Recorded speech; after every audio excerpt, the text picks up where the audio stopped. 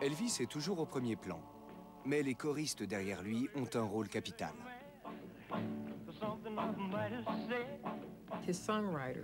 Le compositeur Otis Blackwell a fourni à Elvis Presley ses premiers grands succès du rock'n'roll avec All Shook Up et Don't Be Cruel.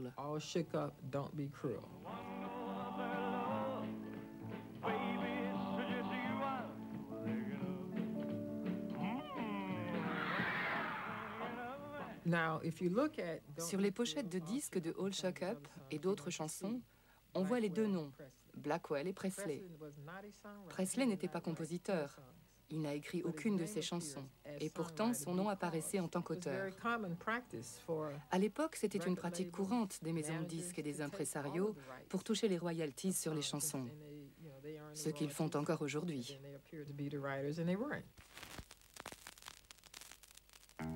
Pour celui qui veut gagner beaucoup d'argent, la radio est un passage obligé.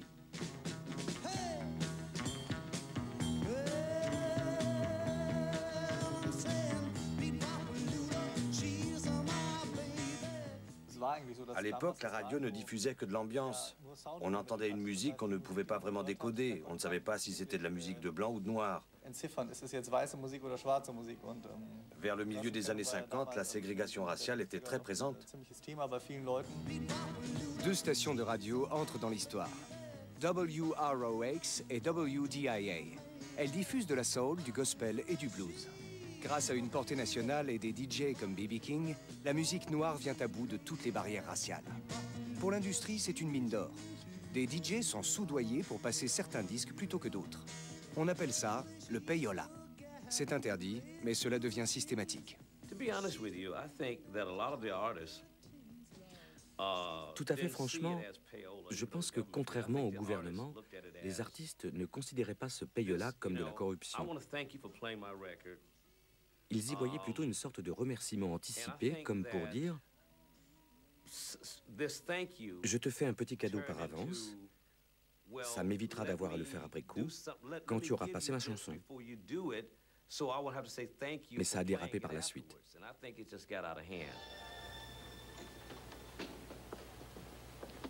Hi everybody, how y'all? This is yours truly, Alan Freed, welcoming you to the Big Beat once again on radio. De grosses enveloppes et de gros chèques que les DJ acceptent volontiers. Alan Freed, qui avait apporté son soutien à Chuck Berry et consorts, sera jugé pour tous les autres et condamné à la prison. Au même moment, une boîte à musique prend de l'importance. Die Jukebox.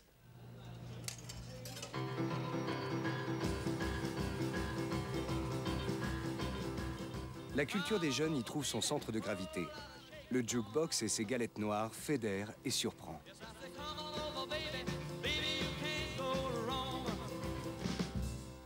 Et il y a un copain qui me dit, voilà, là au numéro 7, il y a un nouveau chanteur que tu n'as jamais entendu, c'est formidable, il s'appelle Elvis Presley. Et ma vie a été chamboulée en 2 minutes et demie. J'ai commencé à acheter des disques alors que j'avais même pas d'électrophone, de turntable, oui. Et j'allais écouter les disques chez mes copains. La résine de shellac puis le vinyle coulent comme l'eau dans les rivières.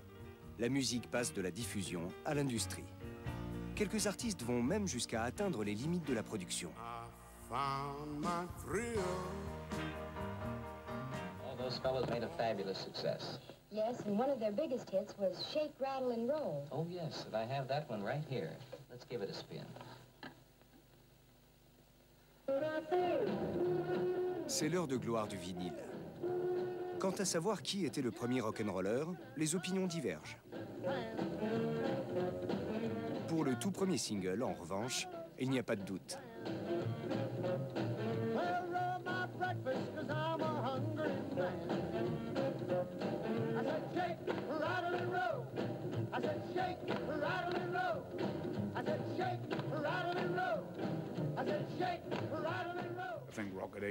Pour moi, Rocket 88 peut être sans doute considéré comme le premier disque de rock'n'roll.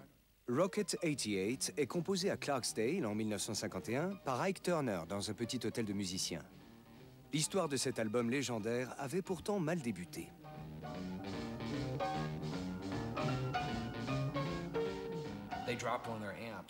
Ils avaient laissé tomber leur ampli et bousillé leur haut-parleur.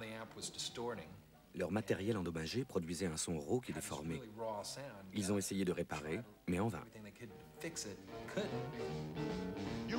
Autre déboire, pour des raisons administratives, le single est édité non pas sous le nom d'Ike Turner, mais du groupe Jackie Branston and his Delta Cats. Everybody likes my Rocket 88, baby, we'll ride in style, moving all along. Well, here he is to tell us all about it with a brand new automobile, Chuck Berry, and you can't beat. Baby, you can't beat me. 'Cause if you get too close, you know I'm gone like a cool breeze. Flying with my baby last Saturday night. Wasn't a green cloud floating. Une bonne chanson qui va de pair avec une belle prestation scénique, c'est la clé du succès de Chuck Berry. La même formule vaut pour Little Richard. C'est lors d'un voyage avec son batteur qu'il inventera un style de musique totalement novateur. Little Richard a emmené Charles à Macon, sa ville natale en Géorgie. Il lui a fait écouter le bruit du train. C'est ce rythme du train qu'on appelle le choo-choo beat.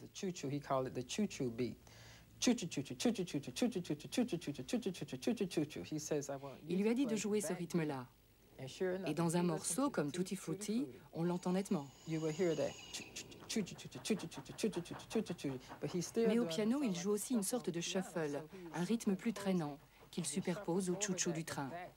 Ce chou-chou est devenu le cadre, la base de ce nouveau son qu'était le rhythm and blues. R&B sound. Little Richard and Tutti Frutti.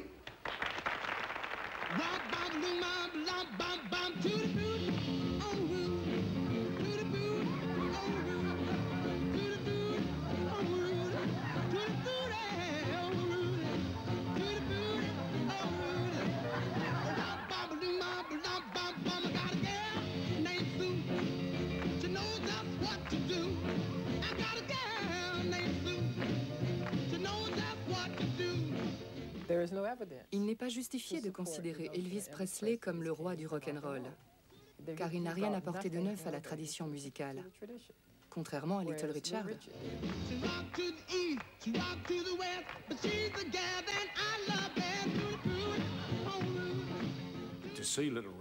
Voir Little Richard en scène, c'était quelque chose.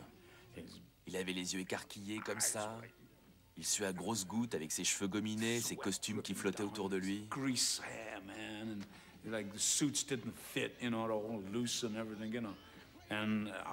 Quand j'achetais un disque de Little Richard, je me passais le solo de sax en boucle.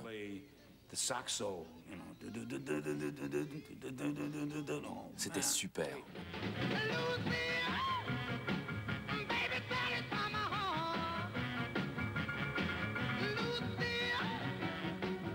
Nouvelle musique, nouveau mode de vie, redéfinition des rôles entre hommes et femmes, l'Amérique est sous le choc de la plus grande révolution de la jeunesse de tous les temps.